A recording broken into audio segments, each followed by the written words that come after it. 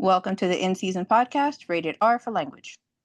None of us are doctors or neurologists. The things you're about to hear are opinions of people living with epilepsy or seizures. These are firsthand experiences. Epilepsy can cause speech problems, and the medications are hard to pronounce. So please bear with me. Epilepsy can cause bad memory, so some stories will be repeated. I'm Pookie. Get ready. Do neurologists sometimes dismiss your epilepsy? I'm not sure how to explain this, but it super upsets me. And I've had epilepsy since I was 9. I'm 37 now, and I've been on a few meds, but right now I'm on lamotrigine and pregabalin, as well as others for mental health and pain. Now, for some weird reason, neurologist therapist mostly doesn't know a thing about epilepsy, FGS. Not sure what that means. The therapists were telling me pregabalin isn't an epilepsy medication. On the NHS website, it says it is, and was given to me years ago for my epilepsy. Not only that, but now a doctor and that same therapist are questioning if I have epilepsy at all. Apparently, I could just be having anxiety or panic attacks because they look the same. In quote, they look the same. Now I have anxiety and panic attacks, and not once have they felt like a seizure or an aura. They can trigger the seizures, but they're not the same. Recently, I've had a few seizures in the street. My mom was with me, and all those times someone called an ambulance. It was so embarrassing. I just wanted to hide and hide and run from the first responder. Oh my. I actually asked to double check if the responder also asked, can we double check if it was in fact epilepsy? I'm so tired of having to explain myself to these professionals. Does anyone else have this problem? Can you tell me how to cope with this and deal with it, because I'm at a loss and it's making me want to go to the doctor or therapist appointments anymore. I'm in the UK, if that helps. I think doctors do like push somebody off. You gotta do what Ann taught me. You gotta bear down on them, while also being nice and calm. One problem that stuck out to me, the pregabalin that they mentioned at the beginning. I'm on that as well. The trade name is Lyrica, and it was initially developed as a treatment for nerve pain. So its primary indication is for conditions like fibromyalgia, or multiple sclerosis. It's only at very, very large doses of the pregabalin that it begins to have anticonvulsant properties. So that may be the source of the confusion over there. It's approved for epilepsy by the FDA here in the United States. That might not be the case over in the UK. It might be helpful well, I don't know how open any of those physicians would be to learning about what they're talking about, but the pregabalin is not effective as an anticonvulsant alone.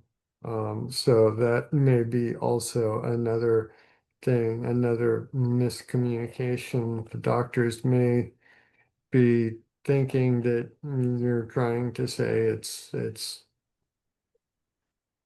an anti-seizure medication, and it's it's an adjunct treatment when another seizure medication needs a bit of help. So it sounds like exactly what's going on over there. Their cocktail sounds very similar to my own.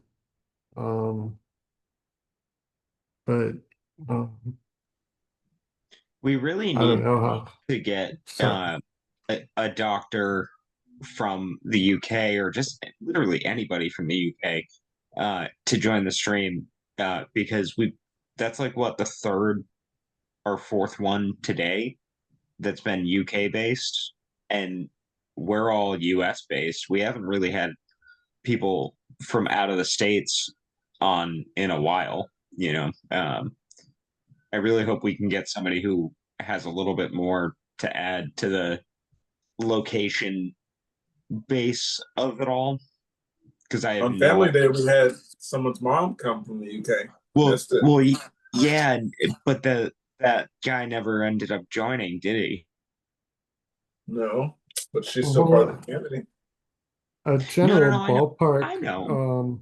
We got to get in touch with her and put that Yeah, together. it's like I want to get more people from like globally on and with them with the UK it would only be a 5-hour difference from me, so it'd be like 9 hours for 8. me. Yeah, it'd be like, well, no, you're 3 hours behind me. They're 5 hours ahead. Yeah, the time So jumps. yeah, like if we get some people from the UK to hop on, like 8 p.m. or something, that'd be awesome. To add a little bit more insight. Where is Another guy- everybody at? A general ballpark, though, East if a lot Coasters, of raise the your hand. traffic is Hi, coming guys. here And from West Coast. I'm the only West Coast over here. Well, Sia. Yeah, Sia's with me. So, but other than that, yeah, I met a guy that was in India. And he was like, I can't come. And told him, because of the timing. He was 13 hours ahead of us. So if I start at noon here, It's like after midnight there. Yeah, so I told him if we go, 10 hours, eventually you'll be able to join because it'll be 9, 10 in the morning or something. He But could then join he in the ended up morning. saying he couldn't do where it because he has epilepsy and he's in India and it's frowned upon to be on camera, but he has watched. And I was like, oh, okay. Wait, he said it's frowned upon in India to be on camera? Yeah, and to talk about your disability. How? Okay, disability thing, sure, I get that. Bollywood? Come on. Those fuckers love being on camera. I got text messages. I mean, not text messages. I got DMs where this guy said that. But yeah, he couldn't talk about his disability. Hey, epilepsy has stigma all over the world. Yeah, he might have just said that he couldn't get on camera. He might have just been afraid, but he did say he couldn't get on camera. And if he was afraid of like talking about his epilepsy on camera, because then people would find out that he has epilepsy, then that's a different story. I feel really bad for him actually. And I wish that some people would just join no camera. It's like, we don't need to see your face, but we want to hear your stories and we want you to feel accepted, Yeah, I have him in my DM. We message a lot. He's always thought about joining, but then the time thing changes, and then the thing about talking about your disability on camera. I didn't think about telling him don't turn on the camera. If he wants to join us over breakfast someday, we'll be on when he's waking up. Yeah, because God forbid we start earlier. Someone says, I had a neurologist tell me once it was all in my head. After I'd been diagnosed for years, I started having up to 40 seizures almost every day. He acted like he didn't believe me, even though my family had taken multiple videos of me having grand mal and partial complex seizures. The only good thing that came from seeing that idiot was referred. Good thing that came from seeing that idiot was he referred me to the Emory University, where I received a brain ablation, which got rid of my seizures. Wait, did you say 4 says, yeah, or 4D? 40. 40 seizures a day. Did you hear me slow down when I was reading it? I was like, 4. No, that was me repeating because I'm shocked. No. Sorry. I heard what you said. That was me going, what the fuck? Yeah, 40 a day. Actually, it says almost every day, so not every day, but almost every day. It's better than every day. The next one says, yeah, my neurologist kept saying I was having seizures, but pseudo ones. He finally, after 3 fucking years, did a VEEG study. Day 2, I wouldn't stop having all the seizures. Nothing pseudo about them. And then just said, I'm seizing, but he's not ruling out the pseudo. And I'm still med resistant, got a VNS because wasn't a surgery candidate, and they've only gotten worse in the 20 years since diagnosed, only getting worse with age, and it fucking sucks. I can't fully agree with you. But we also got Ann here responding, which is a really good sign. It says, I just pulled myself out of a vortex, moved to a new city. Suddenly, my focal to bilateral tonic-clonic became PNES and same EEG that was used to make this erroneous diagnosis was in the EMU. 2 epileptic episodes requiring 3 separate doses of Ativan, but the video was PNES. It has taken me 5 years and several unnecessary emergency procedures to prove how dangerous this was for me. If you already have clinical diagnosis and have proof of this, please send it to those who are doubting you. You are responsible for your own advocacy, and this will help. Clinical evidence will never be argued. I'm not seeing this as a trend in the medical industry, and it can lead to us into dangerous situations. Dangerous situations when epilepsy is not treated properly in emergency care and ongoing treatment. I experienced PTSD from those experiences, but therapy got me through that. Feel free to DM. Another one says, my neurologist continues to dismiss my seizures and epilepsy. I was lucky enough to connect with an epilepsy organization that said it was difficult for neurologists to diagnose certain types of epilepsy. For instance, focal. Despite my test showing clear evidence, she is hell-bent on just treating my migraines, treating them as, in quote, migraines, and overlooking the whole picture. If you're not satisfied with your neurologist, look for a second opinion or find an epileptologist. I had epilepticus recently and had to be given rescue meds by the EMS. As I'm coming back, one of the first things I remember is the EMT saying, in quote, I gave you anxiety dose, so this wasn't seizures. Then when he gets to the hospital, still can't talk or move, but I am perceptive at this point. He tells the nurse I was having maybe seizures. The nurse pulls up my chart and says, we don't have any history of epilepsy on file, but we have Tourette's. And he says, aha, that must have been stemming from that. It was stemming, actually. The nurse says, you don't know if they're on any meds, and yes, a bunch of the cough medicine called lamotrigine, and the nurse says, okay, I'll put expectorate in the file, and I'm grunting up a storm, but can't get the words out yet. It was the worst. A lot that I didn't understand. They have lamotrigine cough syrup. I mean, syrup. I gotta look that up. I'm gonna pipe in here. And this is one of the things that happened to me, of course, is if they can't find the med or they don't want to put in the diagnosis that a targeted medication like Vimpat or Xcopri, they'll say, okay, OTC, cough syrup, You know, they'll just put in an OTC medication if they don't want it coded as epilepsy. And it's like, wait, why would they do that? You know, so yeah, some more lessons learned. But I had that argument in one of the ERs where it's like, Vimpat is a very targeted, plus, you know, you're clustering. So in between these seizures, yeah, I've seen that happen a lot. That just kind of sucks. Yeah, it's a code thing. I'm glad I was just told I had epilepsy instead of having to fight for a diagnosis.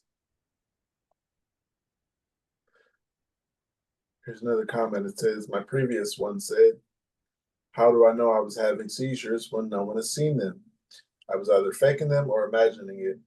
My current neurologist is an A plus plus plus plus plus. There's 5 pluses. Another one says, my epileptologist told me that pregabalin was originally developed as an epilepsy medication. I had it prescribed for nerve pain while I was still trying to get it diagnosed, mainly to see if it would help control my seizures. Pregabalin did more for my seizures than my pain. Is that one of my posts? That Well, literally you were in the sounds. comments, but it's not one of yours. Yeah, I read your comment.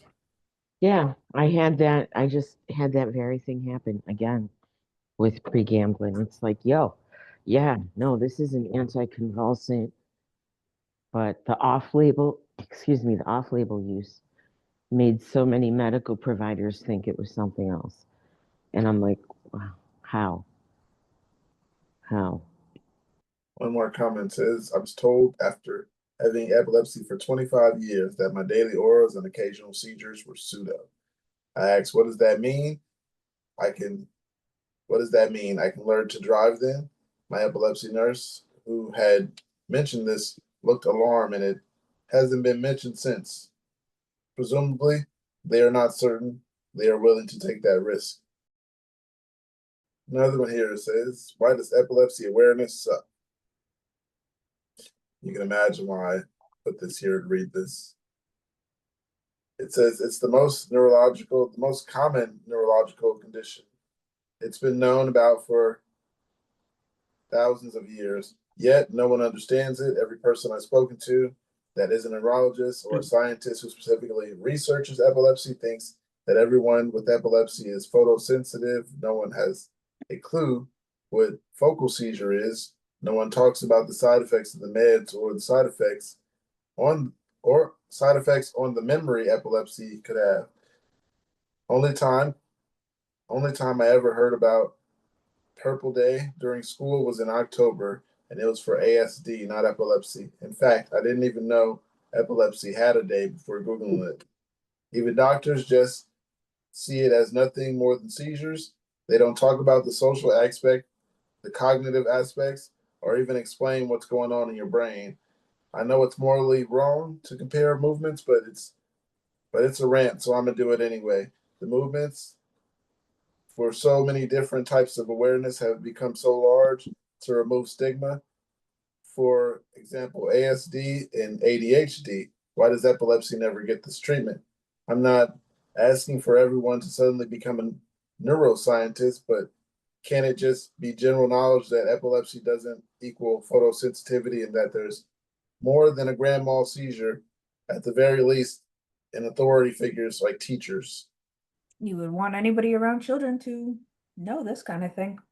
But again, it's just more knowledge, more courses, and a lot of people don't think it's worth it. I've been saying this. Go ahead, Kevin. I've been saying this for a while. Why has compared to all the neurodivergent spectrum things, why is this one getting left out? I mean, I don't know. Uh, Probably because all the kids have ADHD, so that's a huge demographic. And the People side love effects for the medications that we're on and these children are on can, definitely send them over the edge easily. So instead of just looking out for the side effects, knowing that a child has a condition that puts them on these controlled substances that can lead to that, I think people would be safer. Gotta protect the kids. That was sort of tongue in cheek there.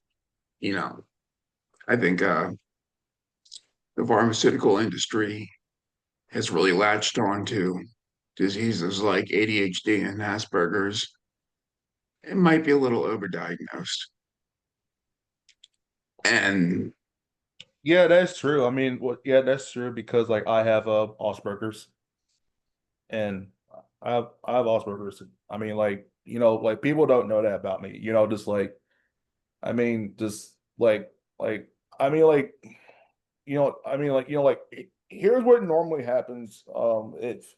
If people think that well, it's not them. It's not them that they have Asperger's, and just like it's most like there's like they're kind of intelligent. Just like just like none of my doctors ever told me about anything. Just because because it's like I've been to like through a rehab, and basically I just and basically I I mean just like if you and I got a with that just and because I have ADD. I mean like it's a system called like attachment dissociation disorder. I'm sorry, I'm sorry. Like I recently just smoked a backwood, and just like so. I think a lot of us probably just did. Don't worry. You're good, Jason. You're good. I stopped Everybody smoking except for the nicotine. Floridians. I haven't got to smoke one, so I stopped smoking nicotine. I love backwoods. yeah, that's good. Oh, I I just know what meant. you're feeling. Sorry, I Yeah, just meant weed. yes, I just meant weed in general. yes, backwards are good, honestly. Just I mean, Yeah, just they're I think amazing. yes, just like I The mean, like my longest user threshold. was like the back was great. I wanted to. Oh shit. I had a point. I was gonna make Something it. about teachers and children, teachers and certifications and knowledge of medical. No, we were past that. Yeah. A little bit. It was a little bit into this. Shoot. Um, Spectrum it's on disorder. the. Oh yeah. Um, both of those things. So thank you very much, Mark. I feel like um, epilepsy hasn't been like thrown under the umbrella that is now an IDD, so intellectual or developmental disorder, where it should be. I think it's still in that weird gray area where no one really knows how to categorize it. But like Kevin was saying, a lot of the other sort of mental health issues are being noticed, but ours isn't. Um, and I feel like it's because we're in that weird gray area. Um, and then when it comes to the being a teacher, uh, it it's weird because you never want to have one from the students, but also you want your students to be aware because hopefully they can help someone else in the future, not you. You hope it's not you because like I said, you don't want to have a seizure in front of them. But um, yeah, I think having epilepsy and being an educator sort of um, does give you a unique opportunity to further educate, people at a young age about epilepsy and what it's about. without hopefully scaring them about it. So now Mm. you said you don't want to be the one having seizures when it comes to being at school. That's where I had my seizure, where I got diagnosed eventually after my second seizure at school. But when you said that like teachers and stuff should know, actually you didn't say it, I read it. Teachers and stuff should know, because when I had my first seizure, my teacher, she left me in a class full of children. She ran to the office to get the nurse instead of calling, which could have ended and this wouldn't have been happening. Yeah, and that was 2 times. The second time it happened 2 days later, the same thing happened. And I was told this by a student I went to school with, and yeah, he was in that class. He was just like, last time I seen you, you were tangled up between a chair and a desk, and I was crying. Yeah, so there's people that should know, people like that, and cops and teachers. I think those are big Oh, ones yeah. that should know, because cops take it, Especially, yeah, cops mistake it, and you end up in jail. that's a huge problem. I mean, cops not understanding mental disorders, and mental and physical disorders. Yeah, that's a big problem. And I suppose from a marketing this is a weird way to look at it from a marketing standpoint. I don't think we're getting the attention because I guess elderly diseases like Parkinson's or Alzheimer's, America pretends to love old people. So, yeah, they're going to get a lot of funding. And, yeah, all the children, they pretend to love old and young people. So, and well, I don't know where we can find uh, something. We don't have a celebrity Sponsorship. face. Yeah, well, there's no celebrities, huge celebrities like Michael J. Fox or anything. Nothing to really launch this into the mainstream, is there? This, You know, you're going to be famous one day. this, I mean, epilepsy, and that not the podcast. It's doing great on its own. Yeah. I also just wanted to speak on oh, bye Brandon. Bye, Brandon. I also just wanted to speak on the neurodivergency thing, because some of my first diagnoses that I got were neurodivergent diagnoses. And that was when I was 16, 17, even when I was a child. I think I was around like 5 or 6. Um, but it seems to me like back then it was kind of talked about a little bit more from what I noticed. 25, so it hasn't been that long since I was in school. But elementary school was definitely more different than high school. I feel like they talked about that kind of stuff more. But I'm diagnosed AUDHD, and it's kind of crazy to me that like I can talk to somebody about autism and that be totally fine, but then as soon as I start talking about epilepsy, they look at me funny. And I've even like talked to people who have it as well, who are neurodivergent but not epileptic. And then as soon as I say that, like, oh yeah, I have seizures, I have epilepsy, and they even look at me funny. And it seems like the community of neurodivergence has gone from being accepting of all people to only accepting of a few, and they don't really open up to let anybody else in, despite the fact that there's clear evidence of comorbidities between ADHD and autism with epilepsy.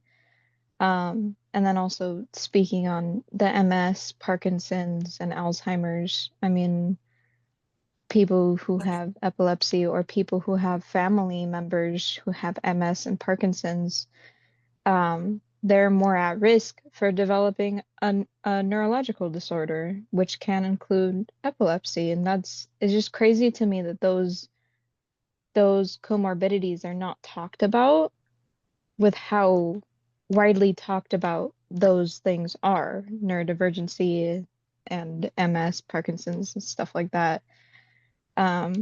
So when somebody develops epilepsy with somebody in their family that has one of those issues, or they haven't already been diagnosed with it, like me with autism and ADHD, it's just crazy to me that that's not like something that they talk about. It's not something that they bring up, like, oh, you have these, you might be more at risk. Um, it's just, yeah, it's just crazy to me. I don't understand it, but it bothers me a lot. On the bright Also, side, we do hear about it more with children, though. So, I mean, our children might be a little more likely to spread the word. Sorry, go ahead. what else were we talking about? Go back. Oh Wait, yes, yeah, I understood what you were talking about. I wanted to say that too. I understand where you're coming from. Um, but I'm gonna read some of these comments. wait, I want to chime in on on like from that previous from that from that previous post that you just read. Just like just like I've been yeah 'cause, like I've been going through something similar like that, honestly. Just like I mean like just like losing just like losing a family member. So, and I think what I think like through 2020, like to 2025, like it was. I mean like those were like like I would say honestly the worst years. Just like because like I'm almost 30, and just like like I'm glad now that I'm in Tallahassee, but just like just just like but just like if you're taking Kepra, like I mean like I would like I take the vitamin B6. All the reason why I can't do vitamin B12 because of my blood sugars. I'm sorry Oh, for to say that, just like I've been doing the metabolic mind. I've been trying to get myself not to get caught in a seizure, and like due to what I had one like on in the middle of August. So Yeah, we all try yeah, different vitamins and supplements and alternative treatments or whatever they call it because I don't like the medicines. yeah. When you said B12, it made me think of these right here. Um, Shout out to Nature's Made. You got these B12, they're gummies, so they're really good. But I can understand where you come from with the sugar, because they are gummies. But they're extra strength, 3,000 micrograms, so two a day. yeah, just like I don't know, just I mean like I think for me like like I have like grand mal seizures, something like that. But but something like that. But just like because the history of my seizures, because like I used to work at because I used to work at like at bars, and so at bars and nightclubs, just like there is one dude that tried to punch me in the face in the club, and just like I mean like and since I do wrestling, and like, like when I was in high school, I did wrestling. I was a three-time state qualifier, two-time regional champion, two-time All-American, but I never placed a state. But anyway, I suplexed him so hard. I made his face actually like his face bleed. I saw it the one time at Ball House, but but just like honestly like I didn't press charges because it was a club. It was bad business. And I knew like security. I mean, I got my D license and my G license. I mean, if I had a car now, I would. I mean, like I would make it to. I'll have my Georgia and Alabama license for security, but just like that happens at occasion, like when you have seizures. So that's why I stopped working at like I bounced at bars. I had to. I mean, like I had to get out of the nightlife, and like that's why I moved out of Tallahassee. You know, I've been living there for like almost all my life. So, well, not all my life. I mean, I would say for more than 20 years. So, Was being a bouncer nice? Like get a lot of females coming to you? oh yes, oh yes, like they Oh, would give that's me like their Snapchats and their phone numbers, and and I would just and they would text me like just to catch up because because like I'm basically like the nice guy in the bar. bring her to the front of the line type guy. Yeah. Come on, get in first and free. I got you. That's you. I got you. Go ahead. They let you work the door, huh? You don't even pat her down. I But mean, if they only have the wristbands, like, but I gotta wristband them and stuff like that. So, I mean, like, I don't think, so I don't think that's like pretty much necessary. But I mean, like, but I can be the friendly guy. don't do your job, be too friendly. But yeah, poke here, you guys. It says Hold up, Kevin Bacon just joined. Let's see Kevin what's Bacon. up. Did you get blamed for your seizures? I was wondering how many people diagnosed with epilepsy today, tonic-clonic, absence, and seizures, or both, have been told that you're having seizures because of the life that you're living. When I first started having seizures at 18, I was blamed for them. I was told it's my fault because I was going clubbing with my friends and had alcohol in the nightclub. So I need to live as a nun and nothing else would happen.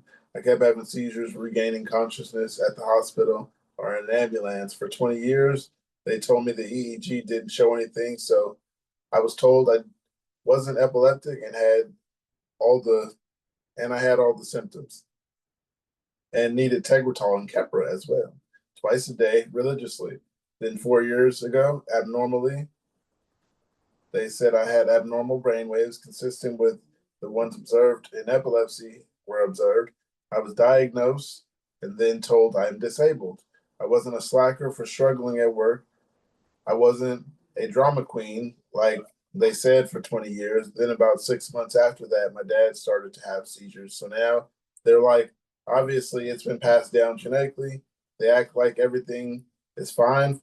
But for 20 years, they blamed me and shamed me in my lifestyle. I was hearing I was crazy and a slacker who was just didn't want to work like or didn't want to work like anyone else when I was saying I was exhausted and had pain. We all are. Get a grip of yourself. You're so lazy. You're lucky to be in a country that pays slackers to stay at home, but you'd be dead with that attitude. If I had a beer on a warm day, well, I didn't complain when you all have a fit. Oh, if you had a beer on a bad day, I didn't complain. Uh, they all act like it's fine, and those 20 years didn't exist, and I should let it go. Of course, I'm glad the nightmare is over and I finally I need get the help I need, but it's tough hearing all those things over 20 years, sometimes by family, friends themselves. So I want to know how many people are in the same boat. How many of you get blamed for your epilepsy and told you're not epileptic at all? Sorry for the rant. Mm, I haven't been told that personally. Um, but Anne, I seen your hand up. Oh my God, 4 decades, and even, yeah, forever. It seemed like until they started to see it firsthand, and even, yeah, it's maybe it's this, maybe it's that, not just in the medical community, my family. And there's still family members that are like, nah, she's full of shit. This is just, it's all psych. It's not what she thinks it is. Or, yeah, you're just lazy. You're just laying around. And yeah, right. I wish I could do more. But yeah, I would get blamed for everything. And I think what it comes down to for me is they were just looking for something to make me feel guilty about for whatever reason. And I'm not saying it's all on them. I'm human, but if you have a disagreement or a resentment, that should be a conversation and not an accusation. So, you know, if people don't want to come around and hear the truth, but like what happened to this person that posted, when her dad started having seizures, then they kind of pretended those last 20 years never existed. Oh yeah, I get that. Because you don't get it till you get it, and that meant that other family members had to probably, what do they call it, radical acceptance or whatever. They had to actually accept the fact that this was a real thing. And they didn't get it until they got it. But yeah. Or the other side of the coin, you use your epilepsy as an excuse.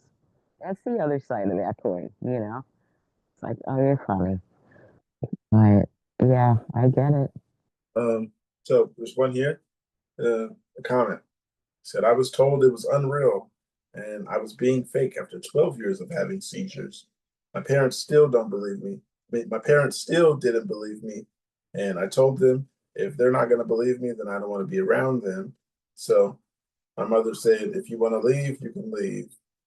I went for 2 years and slept under a bridge. I went for 2 years and slept under a bridge.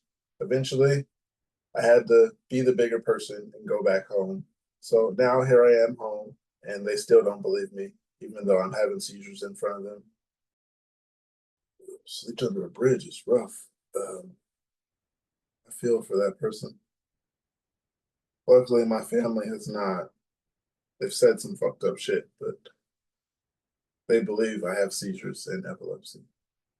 Not that they would even know anything about it, But that person's saying they have seizures in front of their family, and at that point, if the family's still denying it, then they might just be blaming it on, you're a junkie now, and this is what happens to your kind. And that's the point where you feel like you have to go through some, radical treatment plan, even if you don't need it. It's annoying. I think it's also part of projection too.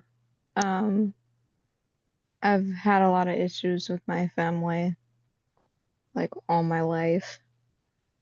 And I think that the reason, maybe I'm just saying this to make myself feel better about it, but I think that the reason why they're so angry and aggressive and act like assholes about it is because they project a lot of their guilt and their own issues on the people around them. Um, and so I've always been the target of that with my parents and my siblings, and because I have something that's actually wrong with me that I can't control, and they all have things wrong with them that they can control. I think that they feel like shit for the fact that I do more and they don't. And yet again, you sound like you're speaking so beyond your years. Yeah, like that, that is true, honestly, because because for me, like people didn't really know that I was autistic because and my mom and my dad didn't believe it in me and stuff like that. So, and just like I I think honestly for the thing, like we have to do it on your own and the things that you really want to do. Just I mean like uh, to be honest, just if like if people like well, I don't know because like I've wrestled because I wrestled in high school and people always thought I was popular, but you know, just like you know, if if if they have the wrestler's mind, I think most autistics have a wrestler's mindset. I think that might be opinion of it. What's a wrestler's mindset? I was gonna ask that. So a wrestler's mindset is like like is like you're like winning. Well, okay, let me start over. So like a champion's mindset. So like a champion's mindset is like like you have a winning mindset. You're working out. Well, you're working out like you're doing the right things that you do, but and and and like okay, just just if you won like an all-American or a champion, like like you're basically like trying to work out all day. Like I think that's what it is. Like I don't know if that's an opinion of that. Uh, don't y'all agree? So like competitive or like a single focus kind of mindset? Competitive. I can definitely agree with that. I've I've always been like extremely competitive, and even to the point where people tell me that I'm like, I don't know, doing too much. Um, I tend to get like obsessively wound into something, and it's strange to other people, but for me it's just like something that I feel like I have to do. So I could definitely agree with that. Was it too much of a Sure. generalization to say that like people on the spectrum have that as a similarity where you do get really focused or it's easy to go kind of like OCD or really overly focused into something? Or is that Yeah, just I like a mean, case by case kind of? Yeah, I think that yeah. Jason, go ahead. yeah, like it's pretty much the like the OC, it pretty much like I think somewhat they have like the like OCD, something like that. Just like I mean like so if you're like a wrestler in high school and if your opponent like actually like clubs you in the head and actually clubs in the head like so hard you actually suit like like, as a wrestling stance, like if they did it in high school. So like that's where I was coming from. Well, yeah, and it's also too like because autism and OCD and ADHD share a lot of characteristics. And I have all three. Um, and so the way that my brain processes thing with like with my autism, I I don't like things to change. I like predictableness. I don't like things that not I don't know for sure. And like with my OCD too, that's like comfortability thing. It eases my anxiety and my stress if I do the same things over and over again. And then with ADHD, it's like the hyperactivity of my brain.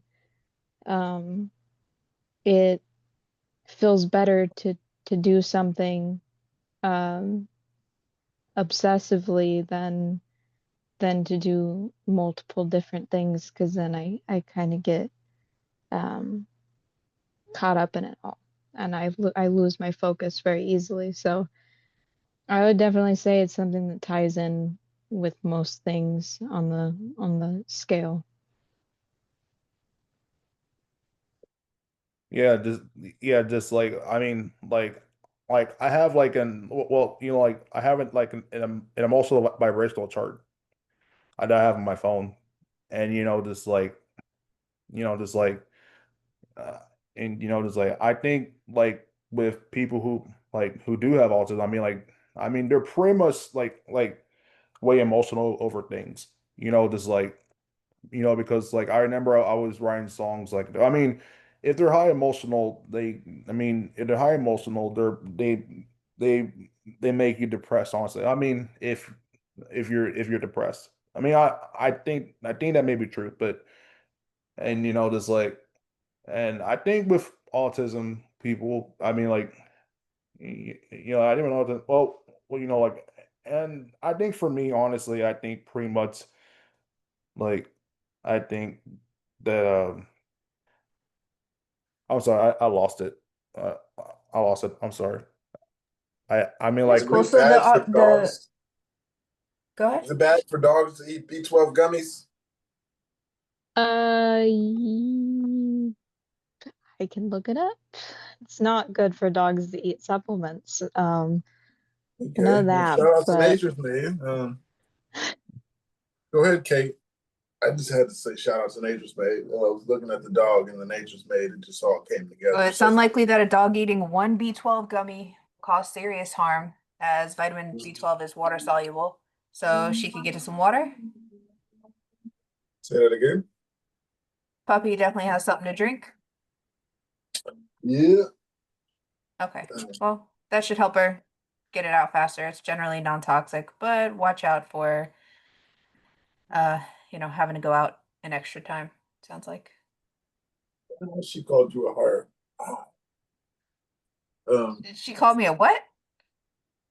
Telling him that you called him a her. Oh.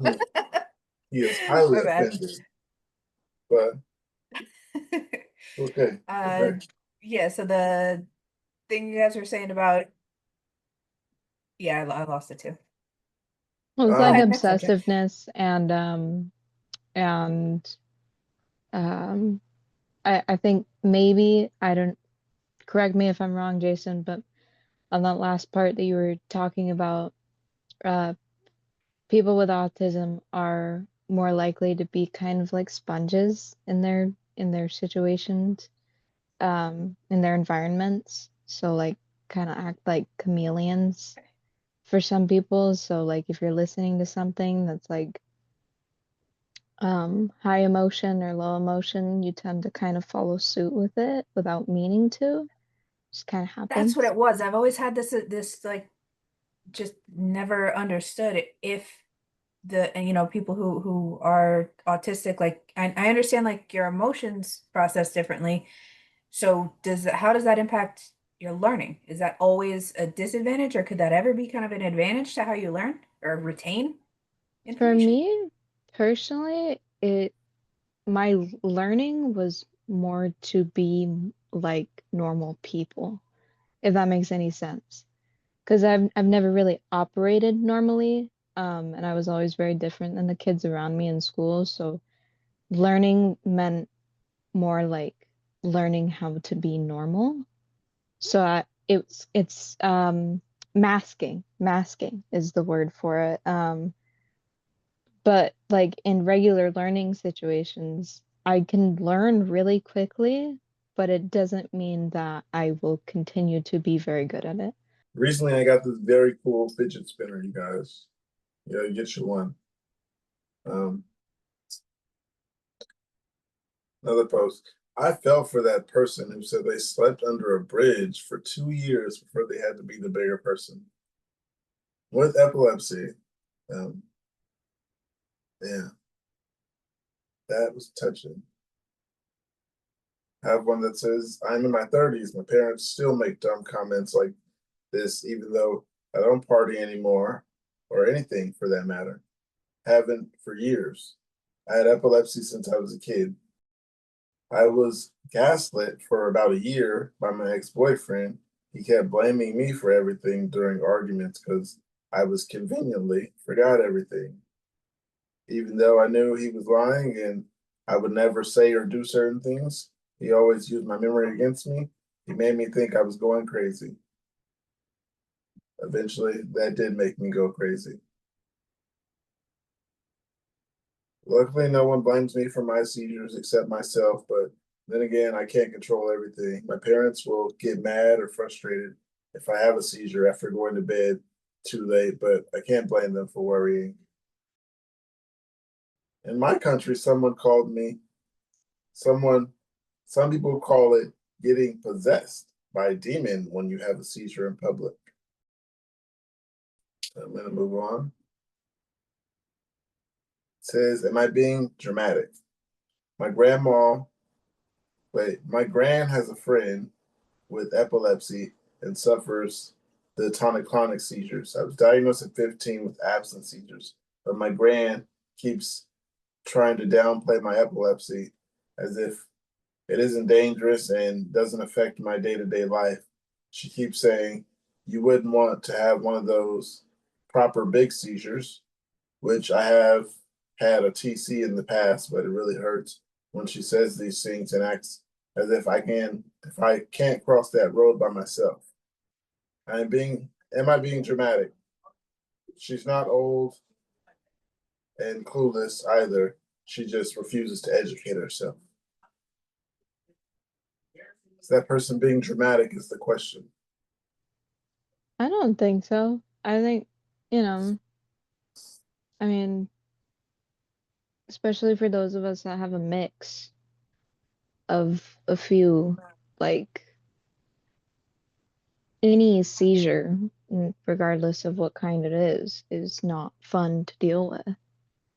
I think it's unfair for people to try to say that it's less harmful if you have a focal compared to a TC.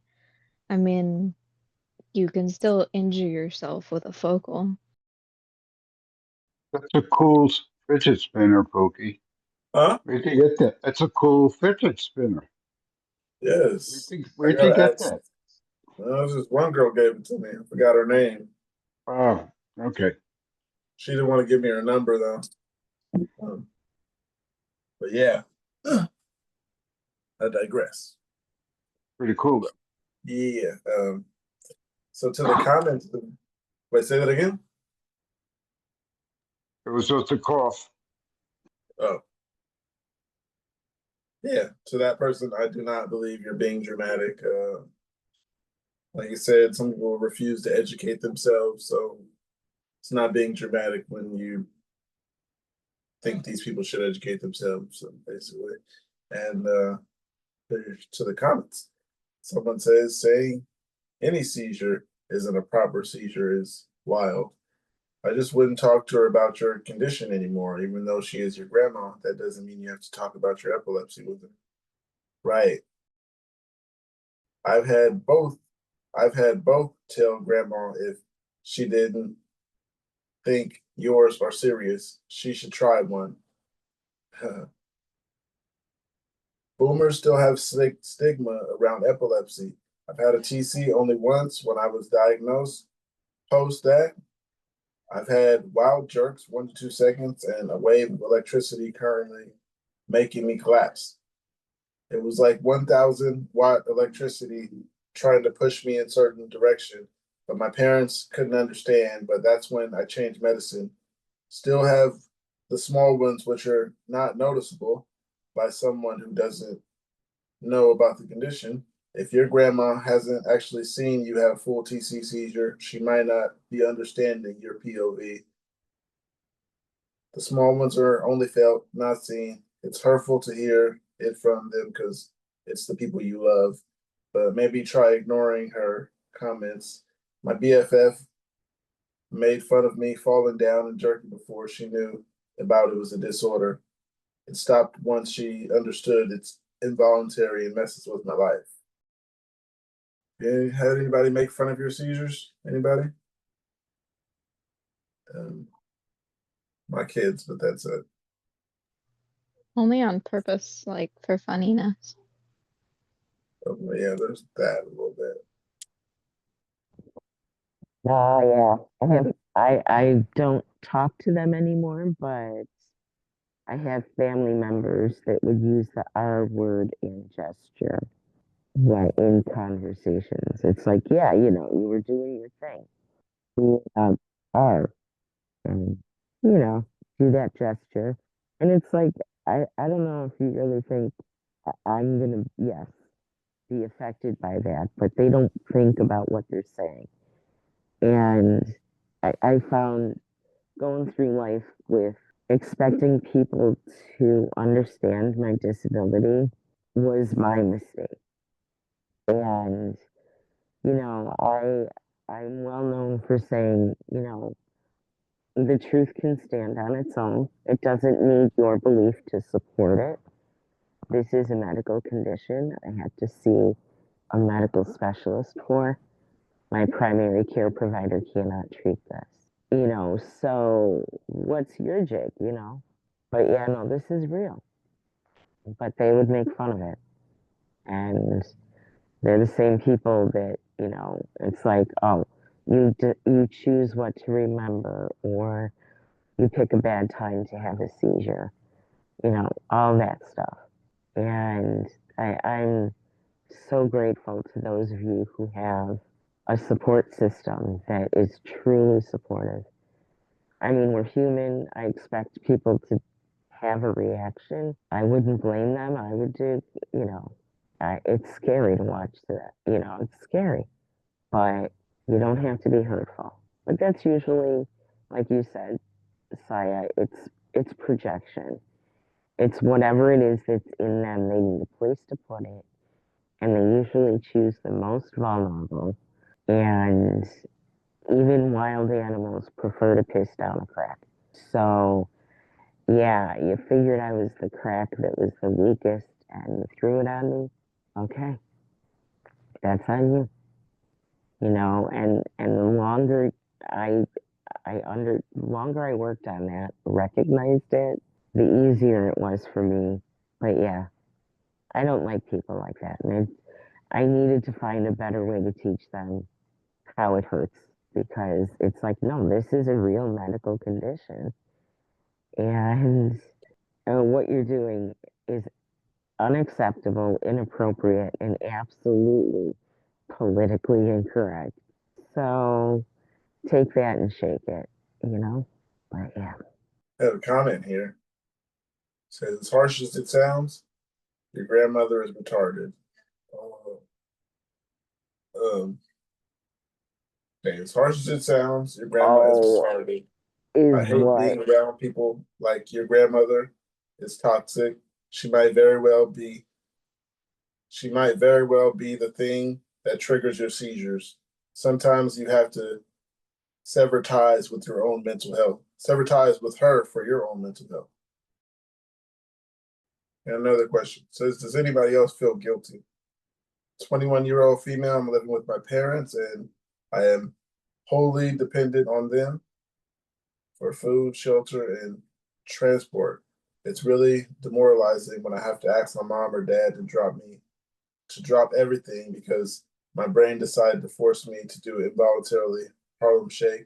Of course, I'm grateful to be cared for, but I also feel like I'm taking advantage of them.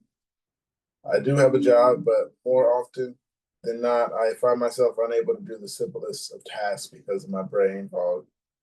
Now I have now I have to lose work hours going to the hospital for all these EEGs and miss the spinal taps and test on top of tests of days I can't even control my own body. It's hard because I need to prove myself as vulnerable or as valuable team member if ever I want to move up in my career and have a better future. But I'm also being pushed to the very limits and don't know what to do. Furthermore, there are more unsavory coworkers who like to make comments about me being absent on my bad days. Like, did you enjoy your day off? And laugh. No, Karen. I spent it wiggling on the floor in the hospital. I swear I am going to crash out. Wiggling on the floor. Um, does anyone feel guilty? I used to. I used to feel a little guilty for having seizures in front of people and they have to react certain ways, but it's been 20 years, man. I got over that. It's gonna get harder. It's gonna get easier over time. It's got easier with time, but yeah, it's gonna get hard before it gets easier. Way harder. I used Anybody to ever as have well. Yeah, like, that is true, honestly. Well, I'm sorry. I'm sorry. Just like I started beginning. I first started to have seizures like after I had my first college girlfriend, and and 4 months later, like she blocked me and everything, and and then I believe like my first seizure was at you know, at like at the apartment I was staying, well, at my other apartment I was staying in. It was like it was Villa Lana. It was back in 2017, and just like I think, just like I think that would led to my first seizure. I mean, like having your first heartbreak, because like I've been watching Dr. Joseph. I mean, like I don't know, like if I mean, like I don't know if like if you watch him on YouTube, but just like I watch him on YouTube, and just like I think, I think honestly, like Pete, like like I I think there, well, I think in my honest opinion, like I think like I think like I think like the rich class are wants designed to make meds. I mean I don't know, and I don't know. I think, yeah, I think it may be. Evan, how do you feel about guilt? You think that's common? Very common. Of course, people are going to feel guilt in our situation. It's only it's difficult to avoid, I'll say.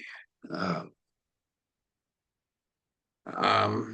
the situation this person is living in, um, I would say ma many people are living with their parents who aren't even disabled, but still, even though we are still going to feel guilty nevertheless because of our condition. Uh, we're going to feel like a burden because uh, we depend on other people, and it's difficult to avoid that. Yeah, that's just that's part of it, and we have to find ways to maintain our independence and get over that. Not get over it. That's certainly not what I meant, but yeah, we all feel it at some point, I think, and yeah.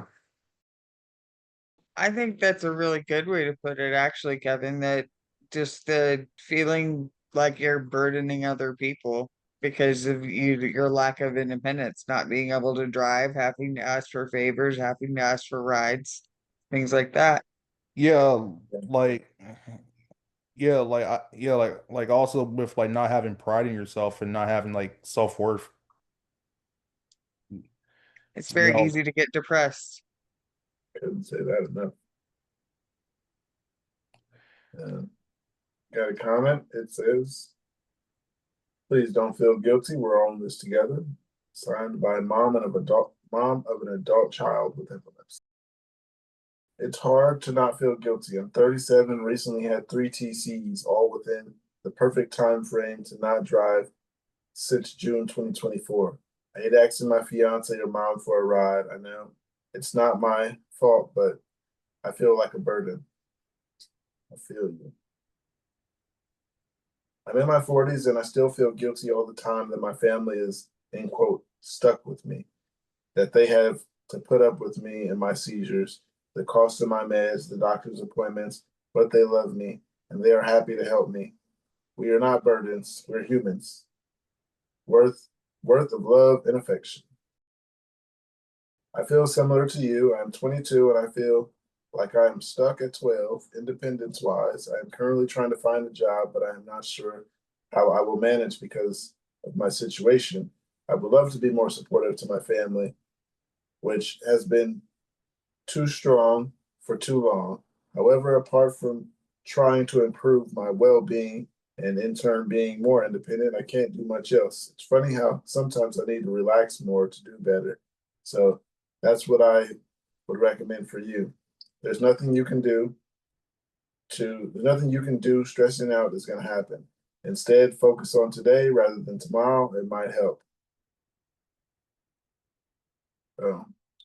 Then again, I'm 22 and you're older than me, so listen to yourself. Someone says, "Oh my God, yes, everything you said there is exactly how I feel. I always feel guilty and sometimes embarrassed, but extremely grateful to those who helped me as well." One last one. It says, "I'm so glad I'm not alone. Everything you described has been wreaking havoc on my life lately, and it's so impossibly draining to try and communicate the effects with other people unfamiliar with epilepsy. I just got diagnosed with PNES, and well, as general epilepsy, and this crap blows. I have a few plants I take care of to help me feel less like I'm the only one depending on others. It's a weird logic, but it's nice to feel like I'm giving another thing care and paying forward to looking forward to helping this. And I've been getting better and better at taking care of my plants. Also, fuck the coworkers who say that. I found work at an opera that actually listens and helps me find ways to work and stay safe. I wish I could give help by others or give a snapshot of how extensive epilepsy and its symptoms are. Be gentle. You're also keeping yourself safe and alive. I'm sorry stuff like this happens, but it sucks right now.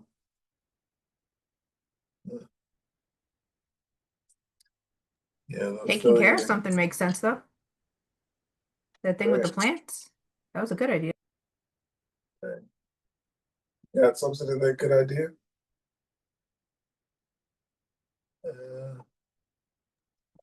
I got something in the meantime. Oh no, I do not actually. Okay, so you're talking about a good idea for something to feel less guilty because of a chronic illness? There you go. Well, I think it's you guys. Seeing other people with a similar condition, similar living situations who are still, not necessarily like thriving in all cases, but it's getting it done. It's inspirational. Helps you focus more on what you are doing right. And when I move on to it, says, has anyone else been diagnosed with epilepsy that goes years between seizures? My first seizure was in 2010, then 2013, then 2017, 2023. 2013 and 2027, I was experimenting being off of Keppra. And 2023, I got lazy with the meds after finally accepting that I have epilepsy. Never found a reason for seizures, and they are always grand mal, so I never remember the signs and always wake up in the hospital. Anyone else like this? Also, I want to be clear, I'm not complaining. I seriously don't know how some of you in this group live life with the severity of epilepsy that you have. I would have opted out a long time ago if I were you. Just looking for some guidance. Nah, living miserable. That's still comparable. Yeah, the worst mistake, like, don't be like me, because like I'll tell you why. Because I'm a singer, because I use the right songs. So like, yeah. So well, just if you write depressing songs, and if you actually like try to make something out of it, I mean, it's not gonna work. Don't you agree? Wait, say that again. It's not gonna work. What do you mean? Well, Are you okay. saying like getting into one thing is not going to fix everything? Yeah, like if it's like completely like if you like like if you have done something completely miserable about and when you have guilt. I always thought the point of writing a depressing song was not to make yourself depressed, it was to make other people depressed. You ever wrote a song? I did. I was asking Kevin. Oh. Kevin Bacon, you ever wrote a song? I played instruments. Good enough, I guess. Go through some comments. One says, I've had less than 5 in 20-year period. No meds. Most of the time it was drug related. Hit 43 and have a seizure every 4 weeks. About 15 in 2-year period. Tried everything to make them stop. Absolutely shattered. Just started to take meds a few days ago. Side effects are horrible. Hopefully they get better because I'm not sure what's worse than this, meds or epilepsy. Not even sure if they work at this point either. But my dad had epilepsy and I didn't have it until he didn't have it until he was in his 40s. By his 50s, he was in a nursing home after a really bad seizure. I don't want that to happen to me. He didn't take any meds. I think as we get older with epilepsy, it gets worse and very risky. I had this with focals, both fine for about 6 months, then having clusters in one day for a few days and hit repeat. Took 6 years to get diagnosed because I kept being lured into false sense of security. Just makes it even harder when it happens again and again. I don't mean to sound selfish, but I'm jealous. Being jealous of someone who has epilepsy is an insane thing to say, but you're having seizures. Oh, you're having seizures all the time now. I was only jealous when you had said you weren't having seizures that much. Okay, I got another one. It says, why don't you tell me when you're having a seizure? Or why don't you tell me when you think you're going to have a seizure? Because 95% of the time it's anxiety and you realize how crazy I am. Anyone ever said that to you? Wait, I didn't hear it. End quote. Why don't you tell me when you think you're going to have a seizure? Because 95% of the time it's just anxiety and you realize how crazy I am. Has anyone been told this? Let me know if you're Oh, gonna. Basically, I have not been told this, and I don't have any signs. So, yeah, mine's just pop up out of nowhere. Just boom, somebody's taking care of me now, or somebody's calling the ambulance. oh yeah, before I got diagnosed, I wasn't sure what my auras were, so I didn't feel like, because it would upset people when I would talk about my aura, because they'd be like, oh, great, it's happening again. So, I would not say anything, and then just whatever happened would happen, and then they'd be like, why didn't you say anything? And I would just say, well, I didn't want to upset anybody. But now that I'm diagnosed, everybody tells me that I should tell them immediately once I feel off. First comment here says, because if I told you when I felt off as I don't get much warning with my seizures, you go into panic and stress me out so much that it causes me to have one. So I have less seizures by not telling you when I think I'm at risk for one. Not everyone knows their triggers and or have auras to recognize. I wish it was that easy. It's not like they're scheduled. Right. Whoever told you that, F them, move on. One says, because I literally can't tell when I'm having one. You can probably tell me better than I can tell you. Did anyone say they've been asked to tell someone when you're having a seizure? Besides see you? I think I have before. you know, like like I would say like if they're like running crazy or somehow. I mean, because like for me, like I got arrested in 2017, and I mean like and the cops know that they if you're doing something and they think that you look crazy or anything, they get you arrested.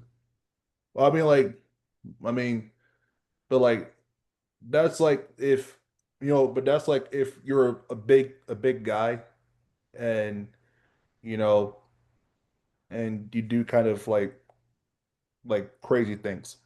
One more comment. It says, I had seizures and since 27, no, since 2007.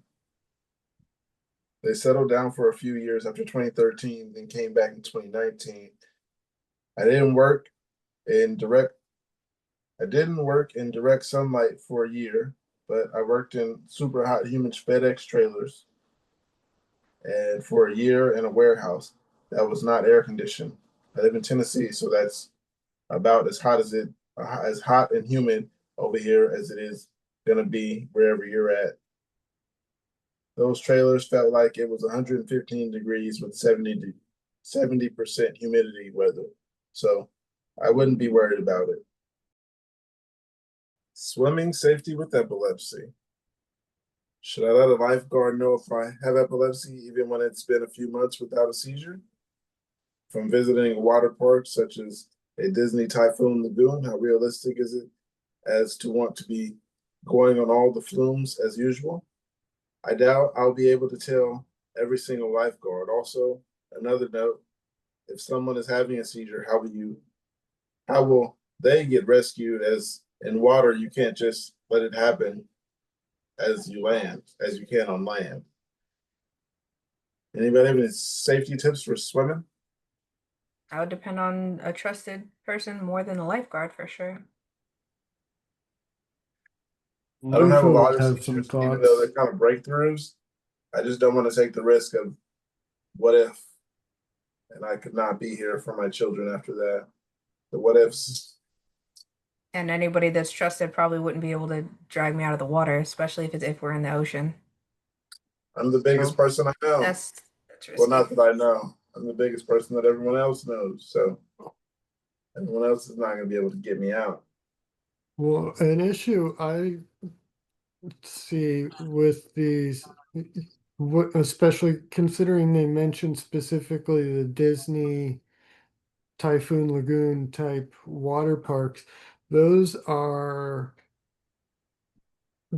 big. Like really big. There will be a lot of different lifeguards that they will need to notify if they want to be safe at every single event or location, attraction, ride, whatever they are. Yeah. I mean, that's a lot of people that each of those lifeguards are responsible for as well, at any given time.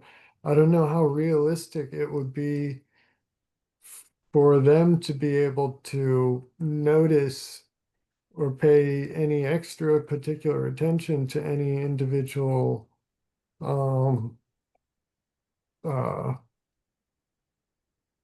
I don't want to say tourist, but tourist attendee, Just go with guest. guest. That's the word. Thank you. Yes. Perfect. Uh so um I don't know. I would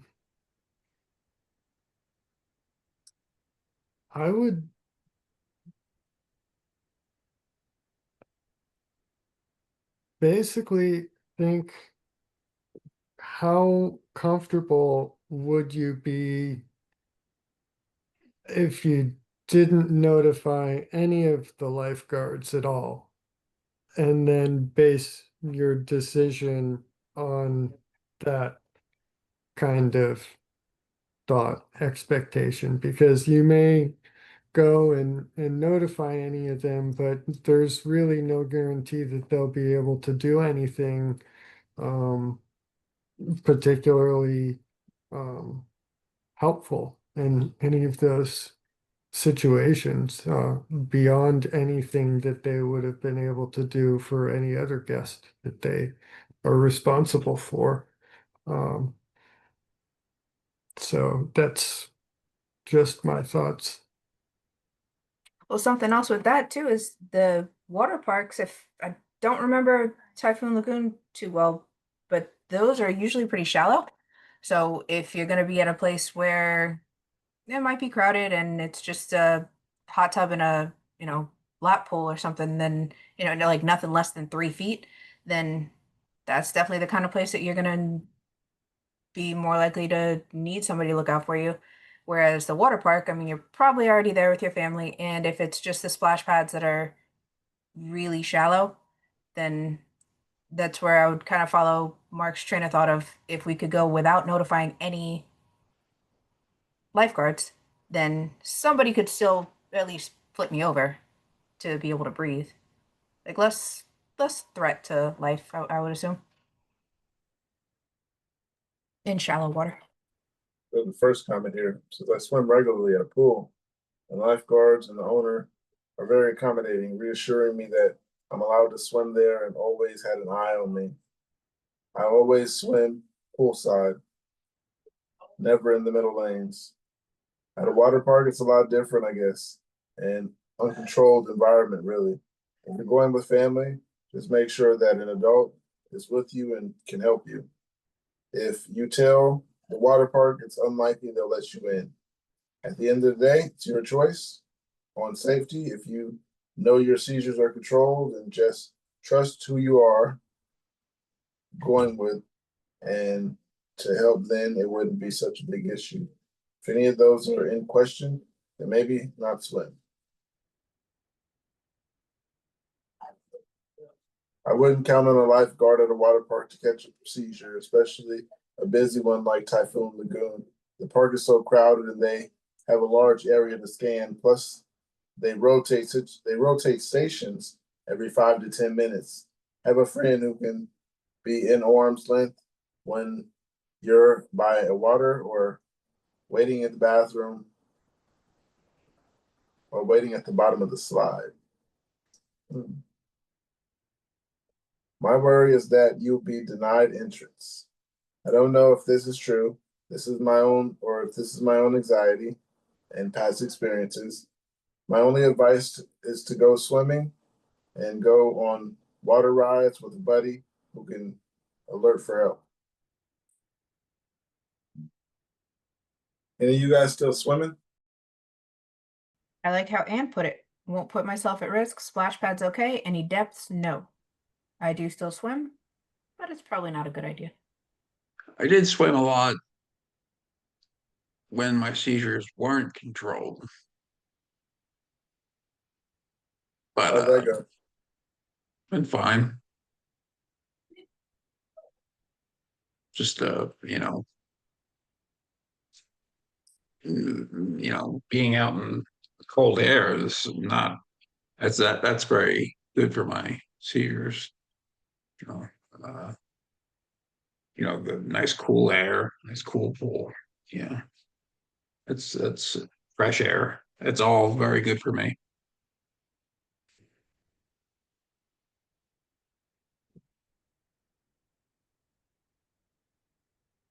Yeah, can move forward after all those comments. Yeah, none of us has tried keto here, but there's this. It says I heard that people go on keto diets can get bad breath. Is this true? If so, why? I feel strange for asking this question, but I'm wondering because I'd like to be more educated on this before I start taking the keto diet way.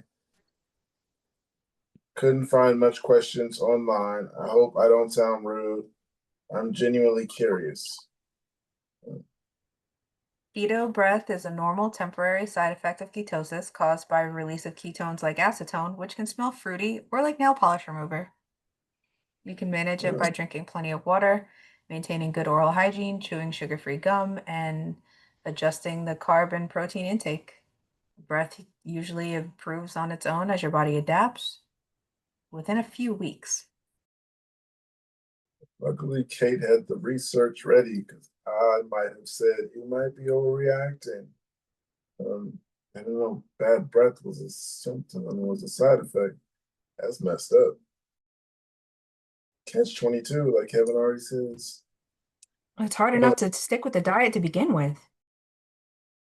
One comment says, yes, this can happen. Coconut pool for 15 minutes before brushing your teeth, like normal, it works well. Stay hydrated. That's what affects mine a lot. Ketosis can give you bad breath, especially in the beginning. Sources, Google. I don't mean to be rude, but why are you posting this on here? Ketosis, I think, could be the reason due to the number of ketones produced by it, and particularly acetone, which is breathed out. Also, if it gets to the point, it means your body is in ketosis. I don't suggest you looking for help here from any of these people. Apparently, some kids get high enough ketone or acetone levels that you can smell it. I don't think it's bad, but detectable. Anybody on lamotrigine other than me? Lamot is that That's Lam- Lamictal. that's Generic. oh yeah. No, I'm not on that one. There's too many L.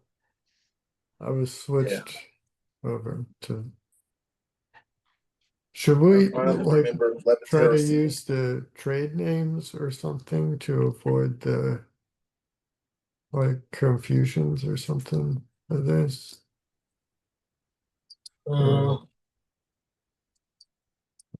Maybe yeah. I'm just too No, I mean seizure it's helped me understand the uh generic and brand name. The more we use them, Yeah, use I feel like both it of might be them. more likely that I can remember.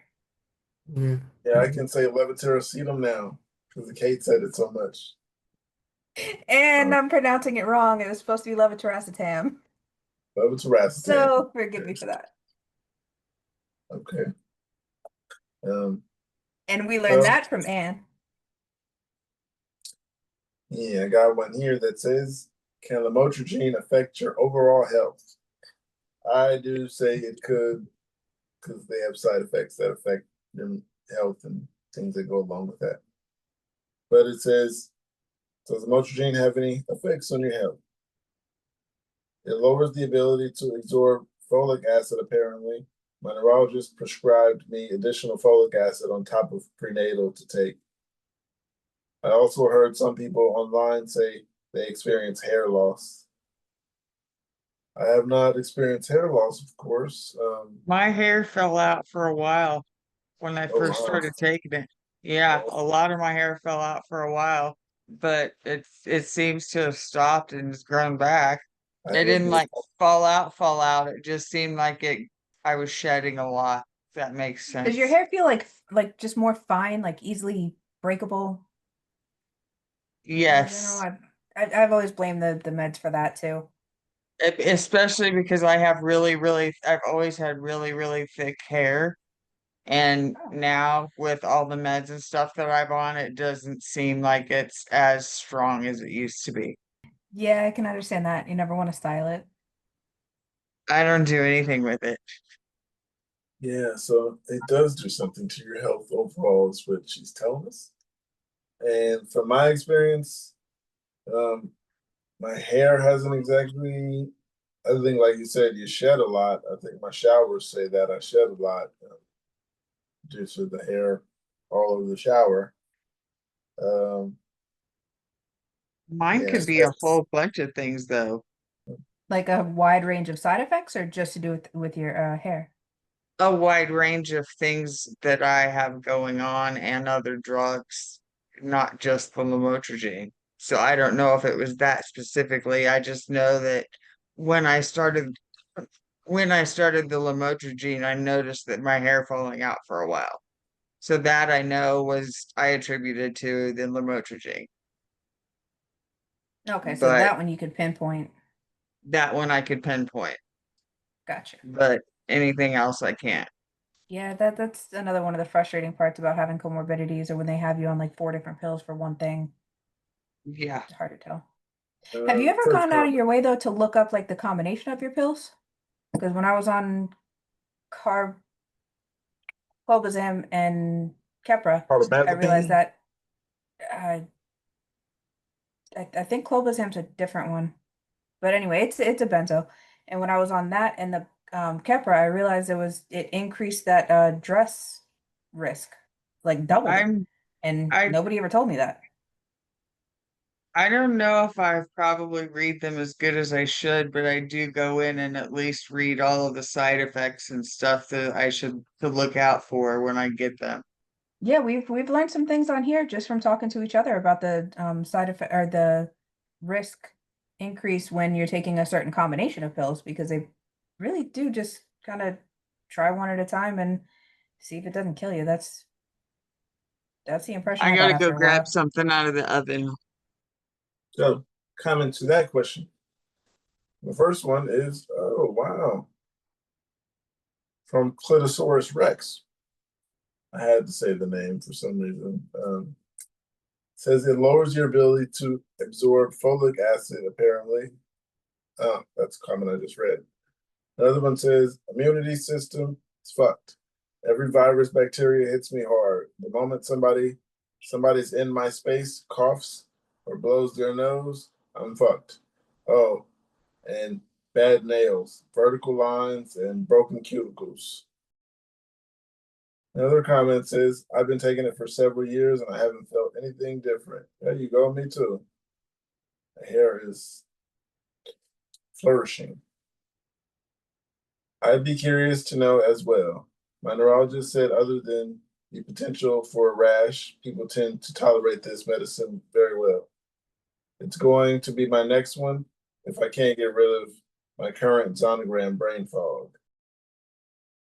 Liver, ALT, and AST are 3 to 4 times higher than normal. At least I think it's because of lamotrigine. I have never checked liver health before. Caused by my nerve issues, made my arms and hands go numb, painful almost like I had arthritis. They actually tested my nerves and scanned me for arthritis, but then found it was the medicine, so they changed it. It makes it interesting because I'm taking it. I haven't had any numbing. Studies suggest it causes osteoporosis. Bone density may be affected as well. I'm 35 and have severe bone fractures so far. To be fair, most of them occurred during some kind of martial arts. Since I stopped doing that, I only fractured my toe. LOL. It actually caused me way more seizures than I already did, interestingly. I was in the ER every week. Pretty sure I'm in minority here. Oh, also, it caused lack of appetite. I lost a lot of weight. Me too. Been on 400 milligrams a day for 5 years now. I've not noticed any negative side effects, only positive ones. Well, I've been on it for 20 years and I've noticed some bad shit. For instance, having breakthroughs still. My nails and hair are fine. They said just cuticle problems and stuff. Not having that. No problem I'm having still having breakthroughs every now and then. Someone also suggested I might be having seizures with season change. So I'm gonna start paying attention to that because it is around 3 to 5 a year and there's that many seasons switching. But I'm not sure. Someone says one side effect, lamotrigine is an anticonvulsant medication. Can have mixed effects with male sexual function, including orgasm, While some men may experience improvements in pleasure and orgasm when switching to lamotrigine from other anticonvulsants, others may experience erectile dysfunction or other sexual side effects impact on orgasm. Potential improvement. Some studies suggest that lamotrigine can improve ability to orgasm in men, particularly those switching from other medications. Just on a general level, it can improve sex for men, LOL, even from baseline, not switching. Probably one of the only positives that I can get from the medication, which is unusual for a medication of this nature.